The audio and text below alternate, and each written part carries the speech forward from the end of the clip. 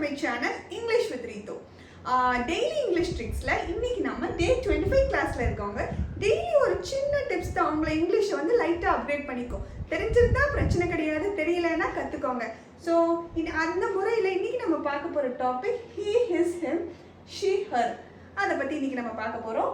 And இந்த topic முடிஞ்ச immediately என்ன பண்ணுறீங்க, கீழே டிஸ்கிரிப்ஷனில் கொடுத்த லிங்க்ல போய் டெஸ்ட் எடுத்துக்கோங்க.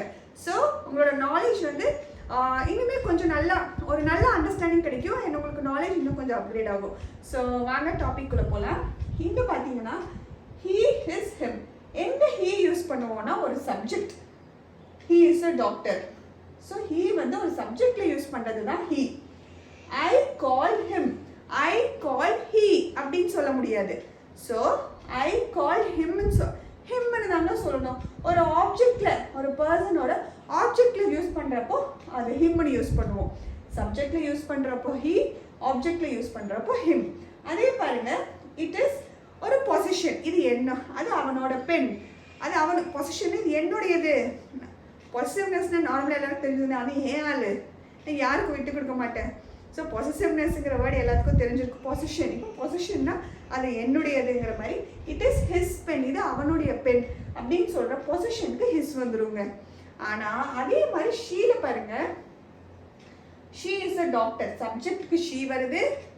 ஐ கால் ஹர், ஆப்ஜெக்டுக்கு ஹர் வருது. பொசிஷனுக்கும் ஹர் தாங்க.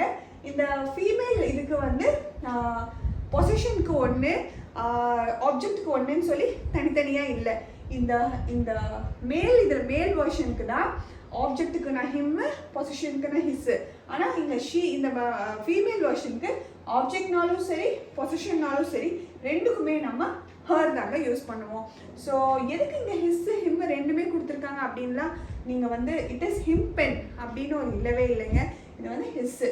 ஸோ ஏன் இப்படின்னு சொல்லி, ஏன் இந்த மேல் வெர்ஷனுக்கு 3 இருக்குது 2 இருக்குதுன்னு சொல்லி என்கிட்ட ஒருத்தவங்க கேட்டிருந்தாங்க. ஸோ அதை கிளியர் பண்ணுறதுக்கு தான் இன்னைக்கு இந்த கிளாஸுங்க. ஸோ இன்னையோட day 25 ஒரு சிம்பிள் மிஸ்டேக் இனிமேல் பண்ண மாட்டீங்கன்னு நினைக்கிறேன். ஸோ day 25 கிளாஸ் முடிஞ்சுது. ஸோ எப்பயும் போல் வீடியோவை லைக் பண்ணுங்கள், ஷேர் பண்ணுங்கள், சப்ஸ்கிரைப் பண்ணுங்கள். அண்ட் day 26ல ஒரு நல்ல ட்ரிக்கோட நான் உங்களை மீட் பண்ணுறேன். பாய்.